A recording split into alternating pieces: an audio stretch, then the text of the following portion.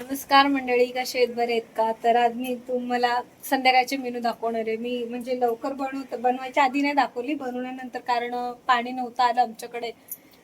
3 दिवस सांगितलं होतं पाणी नाही. बघा एवढं पाणी, किती पाणी भरले बघा. हा फेसवॉश आहे हा माझा. एवढं पाणी भरले बघा. फ्लावरची भाजी, मस्तपैकी फ्लावरची खमंग भाजी केली. किती सुंदर आहे ना, आणि खूप चविष्ट लागते बरं का.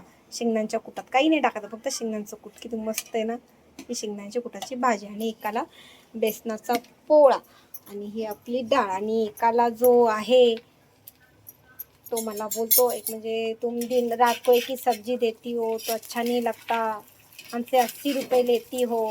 तो म्हणलं ठीक आहे बाबा. ते बोलला मी तुम्हाला टिफिन छोड़ दूंगा, दिन में ठीक रहता है, रात को एक ही सब्जी देती हो. तर काही लोक असतात ॲडजस्टवाले, तर काही लोक नसतात ॲडजस्टवाले. मला बोलला की रोज मुझे एक अंडा, म्हणजे चांगला आहे तो. बोलला ठीक है, मेरे को वेज खाना ज़्यादा जाता नहीं है, तो मेरे को रोज एक हाफ फ्राय बना कर दे. कारण ते मुस्लिम आहेत ना, त्यांना असं रोज वेज चालत नाही. मग त्याला सकाळचं चालतं वेज, पण संध्याकाळचं नाही चालत. म्हणजे त्यासाठी हा हाफ फ्राय, आणि एकासाठी हे बेसनाचा पोळा. त्याला चिला खूप आवडतो, खूप म्हणजे खूप. मग त्यासाठी हा चिला असतो.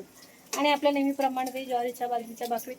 तर मला तुम्हाला एक खानवळच्या विशेष बोलायचं आहे, पण आजच नाही बोलणार. आता जर बोलली तर पुढची व्हिडिओ तुम्ही म्हणजे कशी बघणार ना. म्हणून मला तुम्हाला एक छोटीशी टिप द्यायची की खानवळ कसं चालवायचं काय नाही. तर आपण ते बोलूया हा बेटा उद्याचे व्हिडिओ. तर मंडळी चला, रात्रीचं जेवण मस्त आहे, या जेवायला. आणि चला, गुड नाईट, बाय.